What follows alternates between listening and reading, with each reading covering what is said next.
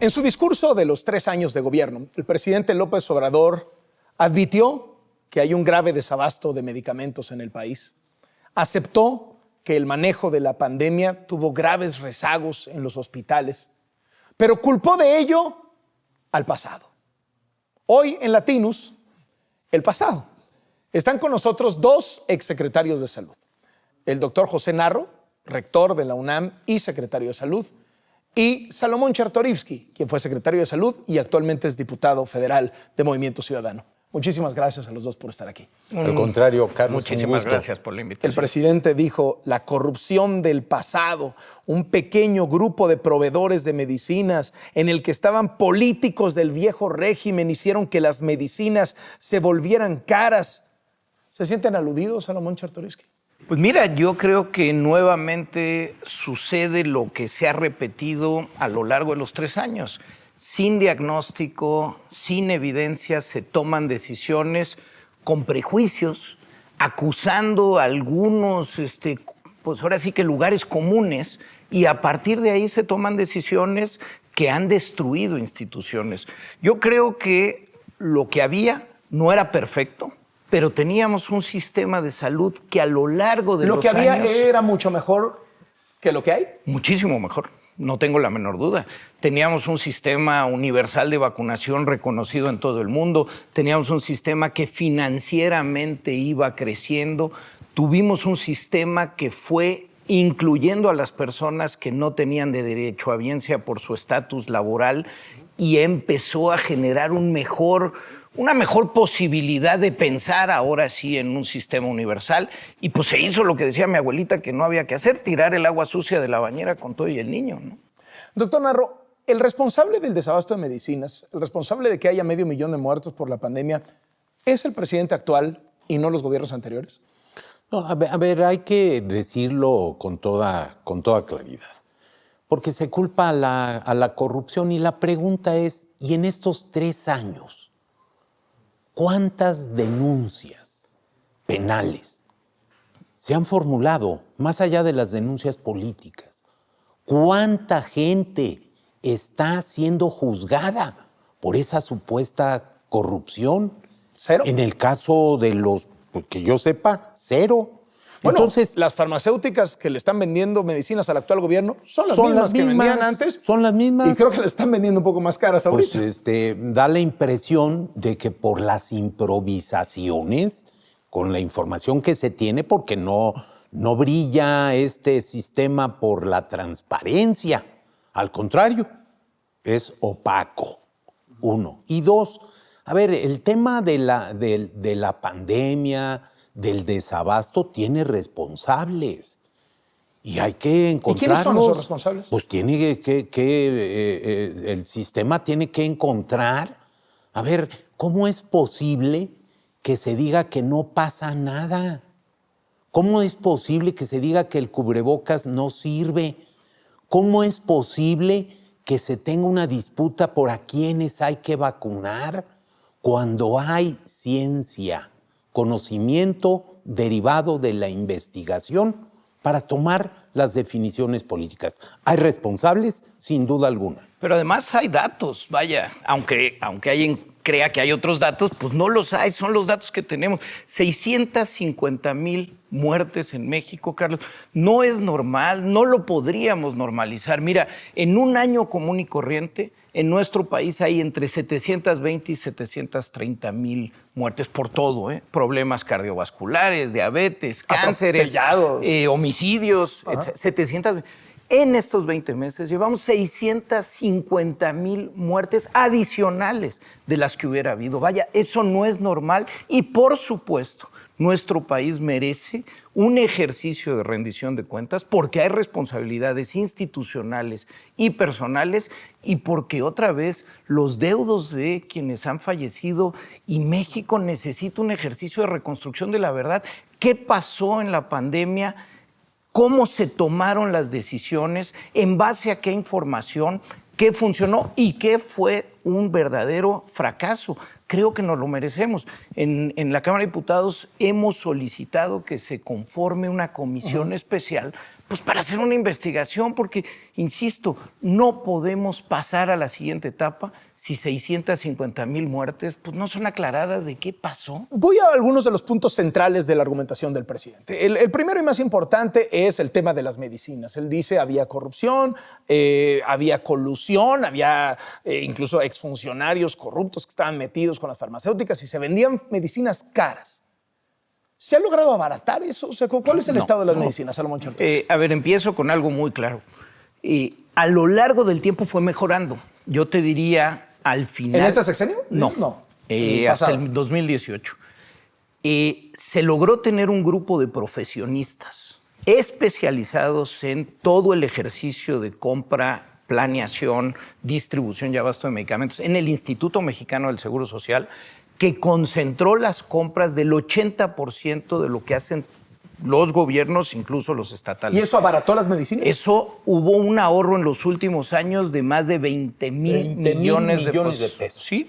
Fue el Pero recuento de los ahorros. Eran más de 300 funcionarios, Carlos. Lo que pasa es que comprar medicinas, también ha dicho el presidente, no, hombre, pues es como repartir papas o refrescos. Es complejísimo. El estudio de demanda... Y además hay que pedirlas con mucha anticipación. Claro, o sea, no es como que llegas a la farmacia y den unas aspirinas. No es así. No es voy ahorita a comprar 1 millón de cajas de un medicamento. No, pero hay que pedirlas con meses de hay que pedirlas. No las han pedido. No, pero es que empezabas el ejercicio de estudio de demanda en febrero. Para las del siguiente año. Para las del siguiente año. Y voy a decir algo que es muy importante, Carlos. En octubre de 2018, en la Secretaría de Salud, estuvieron los funcionarios que iban a tomar posesión, y que en efecto lo hicieron, en el área hacendaria, en el área de la transparencia, de la vigilancia de la función pública y, por supuesto, de las instituciones de salud. Yo estuve con colaboradores del presidente Peña ahí.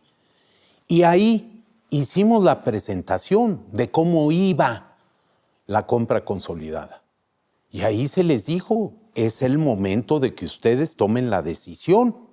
Si quieren, ahorita se puede cancelar, pero la decisión la tienen que tomar ustedes. Y dijeron, no, vamos a seguir con una condición. A ver, digan cuál es esa condición. Queremos formar parte de la comisión. Se enteraron de cómo hacía el IMSS todo el proceso de la compra consolidada. ¿Y formaron parte de la comisión? Formaron parte, estuvieron atentos y pidieron que la solicitud fuera por un semestre. Y después ellos tomaron las decisiones, equivocadas sin duda alguna. Hoy, a 3 años de distancia, todavía seguimos teniendo un problema muy serio de abasto, no nada más que en los medicamentos. Culpa del nuevo gobierno, lo que me está diciendo. Absolutamente. Sin duda. Doctor Narro, otra de las cosas que dijo ayer el presidente, abandonaron la educación, y eso le pega a usted, digamos que por 2 vías, como exrector de la UNAM y como exsecretario de Salud. Abandonaron la educación, los neoliberales, y no hay médicos por eso. ¿Es cierto? No, es absolutamente falso. A ver, ahorita, desde cuando yo fui secretario, cuando yo fui rector de la universidad, por supuesto que una de las carreras que tiene más demanda y que ha crecido es la de médico cirujano. Sin duda alguna hay más de 130,000 estudiantes en formación. Lo que falta, en todo caso, son programas e instalaciones y contratación de los egresados. Porque esa es la pura realidad. 130,000, porque el presidente dijo, lo subimos a 18,000. No, en formación, no especialistas nada más. Dijo el presidente, hemos logrado el abasto y la distribución de medicinas sin intermediarios ni corrupción. Ahí vamos a llegar. Pues mira, hay 1,500 niños y niñas con cáncer que han fallecido, que no tendrían por qué haber fallecido porque no llegaron los medicamentos.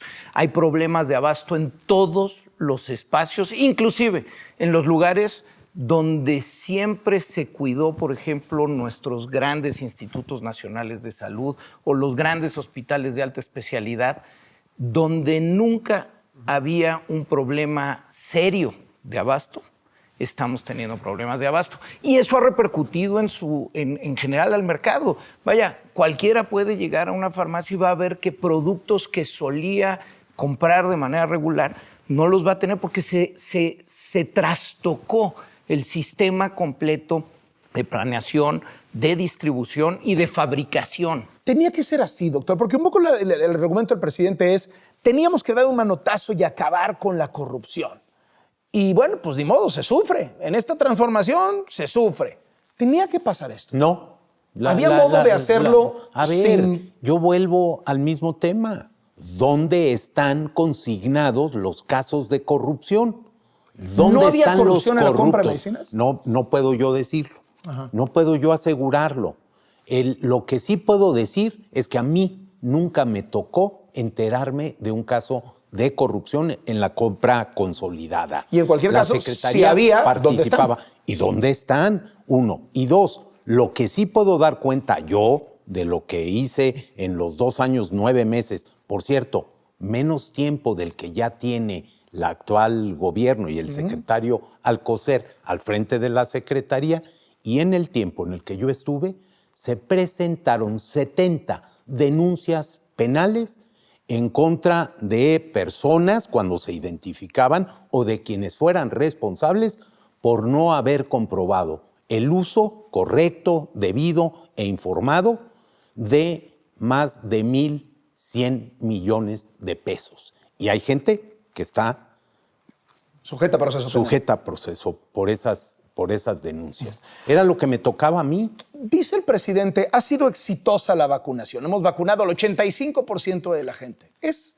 México un caso de éxito? No. A ver, lo puede revisar uno en las páginas internacionales, en la información internacional.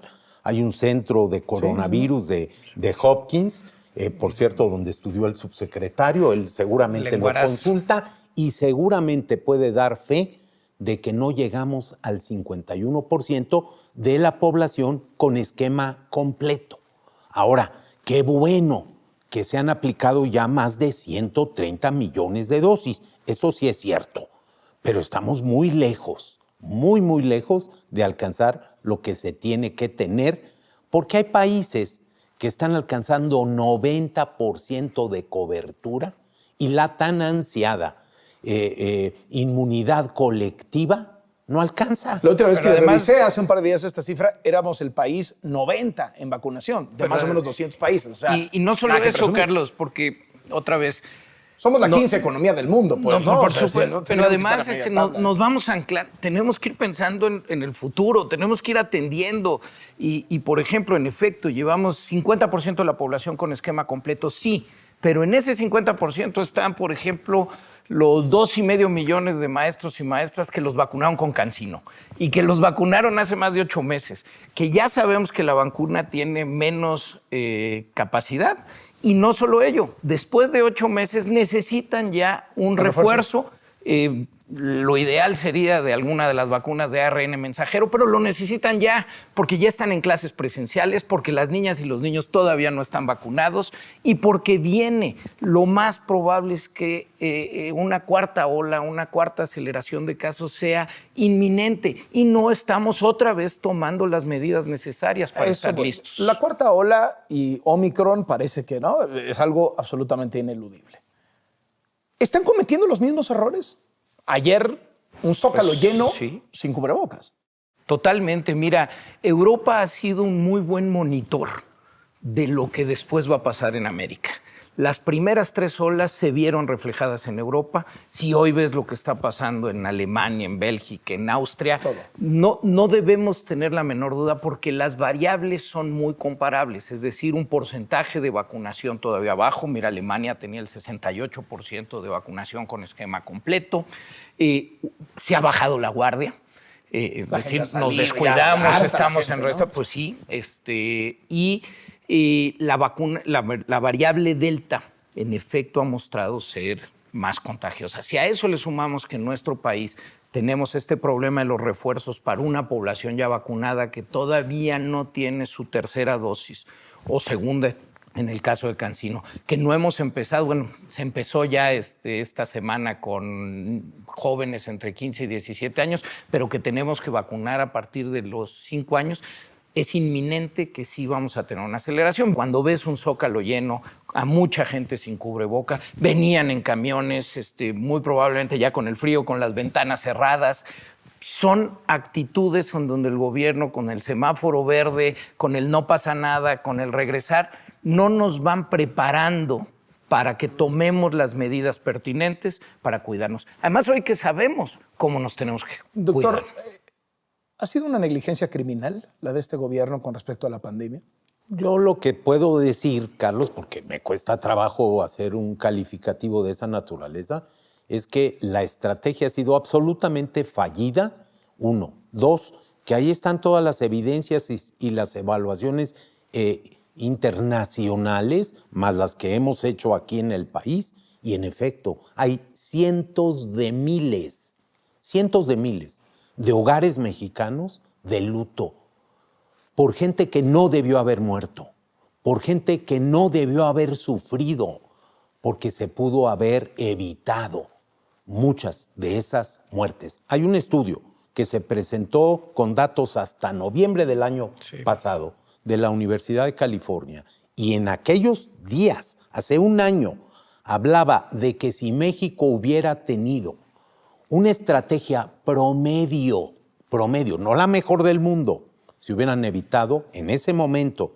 hace un año, 190,000 muertes por COVID. Pero además yo te diría, Carlos, es que nunca aprendimos.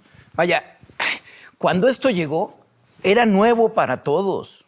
Algunos mejor preparados. No, al principio te puedes equivocar y no sabes contra qué estás, pero rectificas, ¿no? Pues ese es como ahora sí que como en el Waze o como en el Google, recalculas cuando tienes nueva información, nueva inteligencia.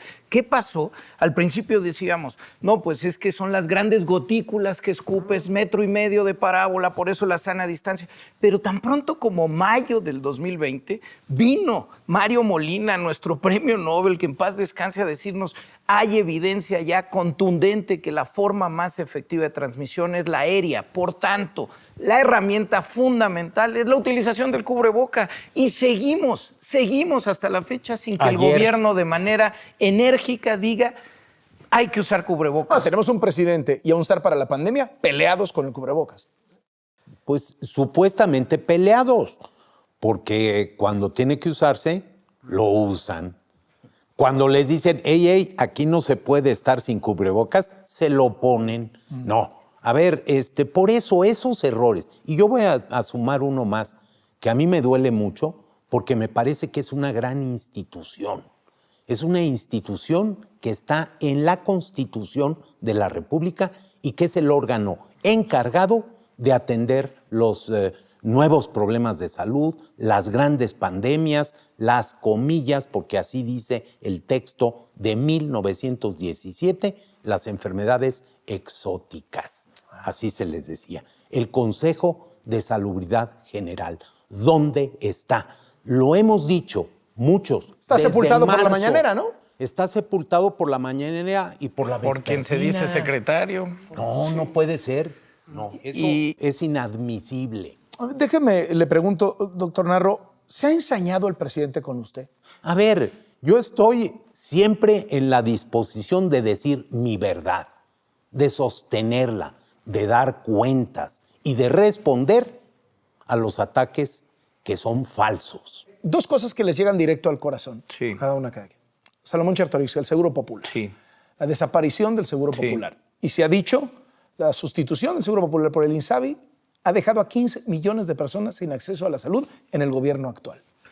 Mira, el Seguro Popular, y otra vez, con todas las fallas, lejos de ser perfecto, fue un modelo que de 2003, en donde cuando se modificó la Ley General de Salud, a 2018 logró que 53 millones de mexicanas y mexicanos que no tenían un mecanismo para financiar su salud lo empezaran a tener. Iba mejorando, fue mejorando de manera constante. Llegó a 58. Llegó a 58, luego con más gente en el IMSS, pues etcétera, claro, se hacen ajustes. Pero en 2018 ya eran 53 millones de mexicanas y mexicanos que tenían Seguro Popular y que con eso se sentían que tenían una atención. Pero no solo ello, cuando vemos los números en términos de lo que pasó en la calidad de vida y las atenciones, pues podemos ver los casos de cáncer, ¿no? Cómo se cayó la deserción de tratamientos. Alguna vez dijo el presidente, es que el Seguro Popular ni es seguro ni es popular, y estuvo coqueta esa frase, y esa fue la frase que sustituyó a cualquier diagnóstico, insisto, de manera muy seria. El Seguro Popular en particular es la política social. Sí era seguro y sí era popular. Por supuesto que era seguro y era popular. Popular nada más hay que ver a quiénes estaba atendiendo. Y seguro había un fondo con recursos para poder financiar los siguientes 20 años los padecimientos de alta especialidad. Y ese fondo ya se chupó y ya no existe. Y entonces cada año ahora vamos a tener que ver si hay recursos para poder pagar la alta especialidad. Pero déjame decirte, el Seguro Popular como política social fue de los espacios más evaluados, investigados, y esa evidencia se publicó. Es decir, tú en 2018 sabías qué funcionó, sabías qué había que mejorar, cambiar, transformar y qué había que quitar porque no estaba funcionando. Así sucedió en el tiempo. El Seguro Popular, además, siempre desde que lo diseñó el doctor Julio Frenk, siempre estaba pensado como un mecanismo intermedio para poder aspirar a un sistema universal de salud. Es decir, el Seguro Popular no iba a ser permanente, iba a ser temporal para poder llegar a un sistema que fuera homogéneo para todas y todos, sin importar el estatus laboral. Yo fui muy crítico, muy crítico del Seguro Popular en sus orígenes. En algunas cosas tenía yo razón y se fueron mejorando. 15 años después, muchos de los problemas que vimos en el arranque, en 2003, en la prueba piloto, estaban corregidos. Habían surgido otros. Corríjanse.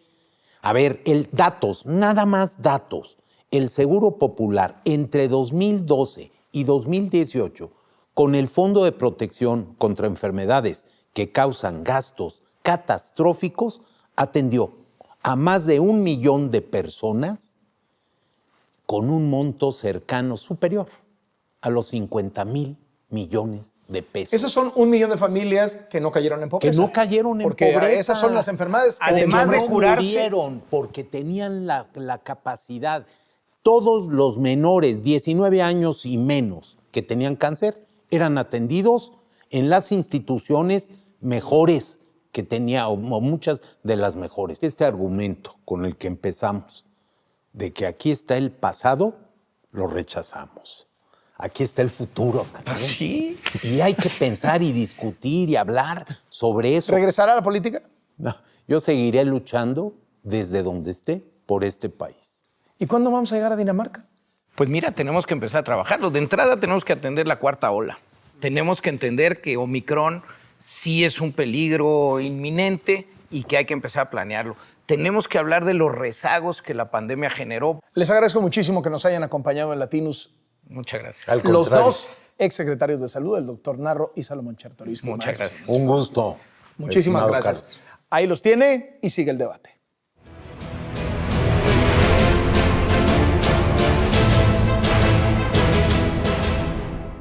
En el Zócalo, el presidente dejó claro que en estos 3 años que le quedan será presidente, pero solo de los suyos. Los demás son sus enemigos. Nos vemos la próxima semana.